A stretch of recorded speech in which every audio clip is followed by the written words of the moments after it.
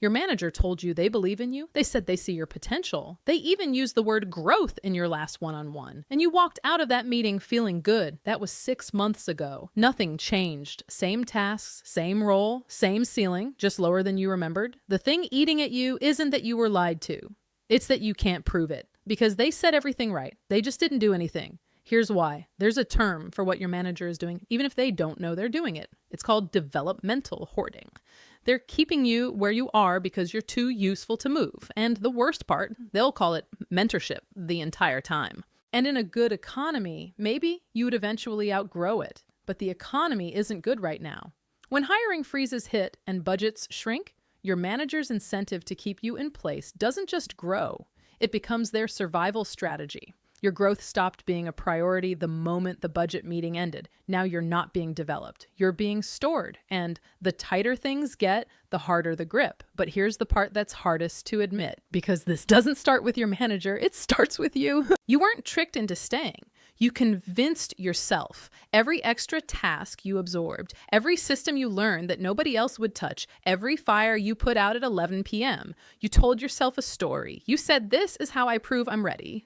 Take on enough, deliver enough, and eventually someone has to notice. But proving you're ready and being allowed to move are two completely different things. And somewhere deep down, you might have known that. But the alternative, admitting that your effort was being consumed, not invested, was too painful to sit with. So you kept the story going. You worked harder. You took on more.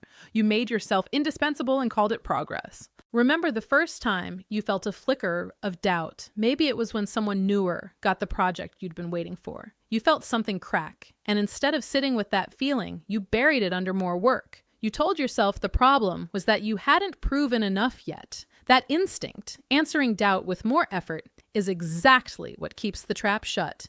You weren't just being used. You were participating in it. Not because you're naive, because admitting it would mean every late night, every extra project, every time you said yes when you wanted to say no.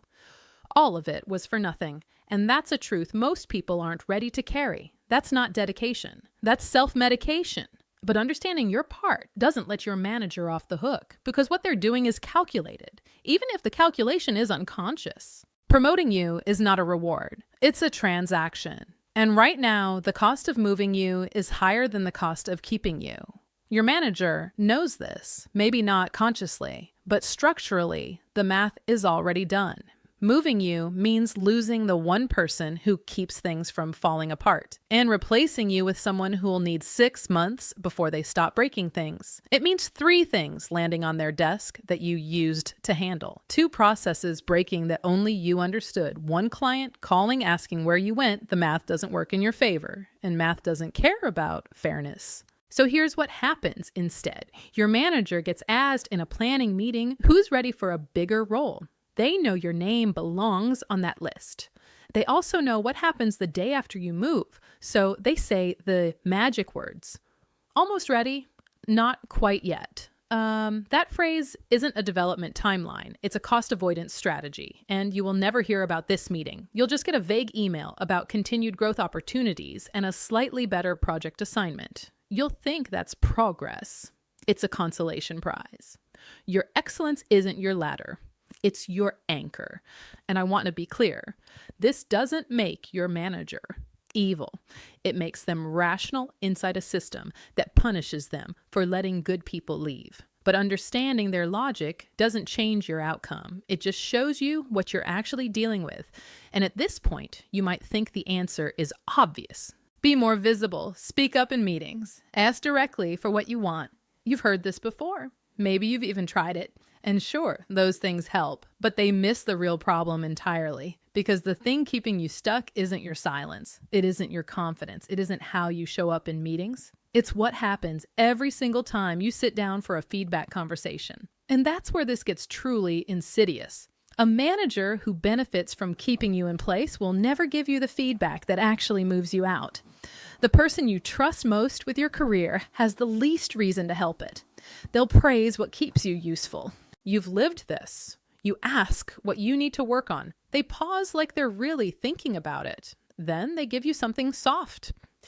Executive presence, strategic thinking, stakeholder management, nothing you can act on by Friday. Nothing with a deadline or a measurable outcome. And the reason isn't that they don't know what you need, it's that what you actually need costs them something. You don't need a workshop, you need a different room, you need exposure, sponsorship, someone with authority saying your name when you're not there.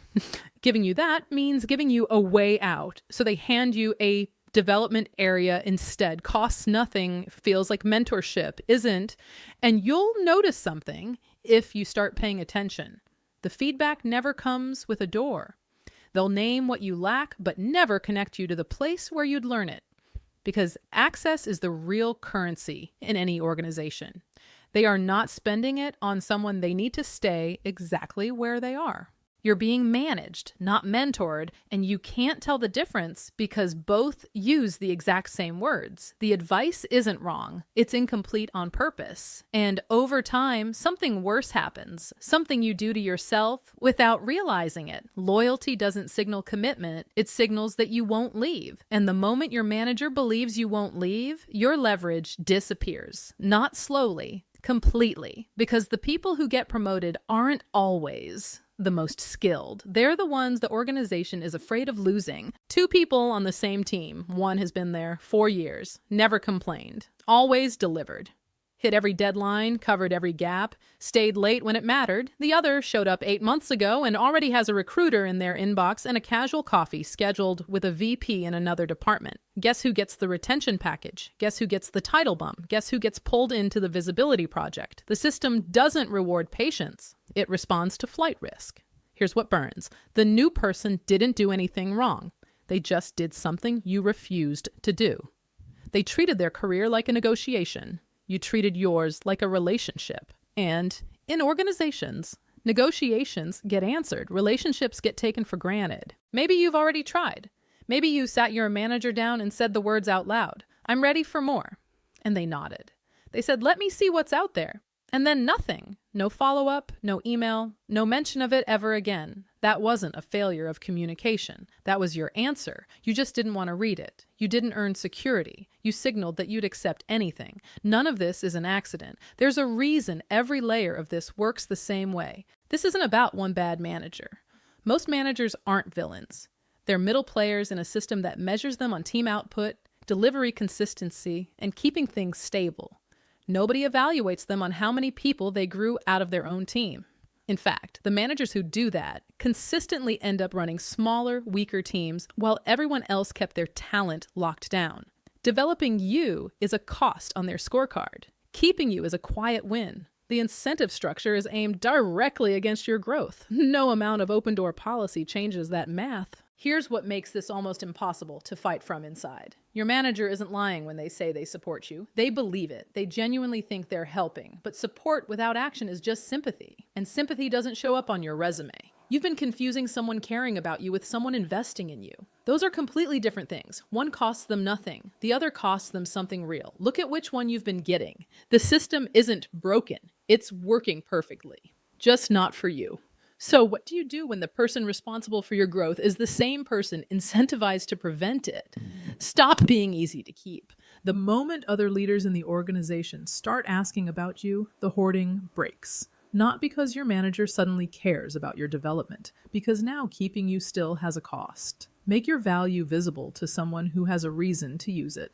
Next time they give you vague feedback, ask one question. Who in this company does this well? And can you connect me to them? Watch what happens. If they make the introduction, they're investing. If they deflect, you have your answer. And apply for something. Internally or externally, not because you want to leave, because you need to know what your options actually look like. That information changes everything. Not because you're threatening to leave, because you finally stopped acting like someone who can't.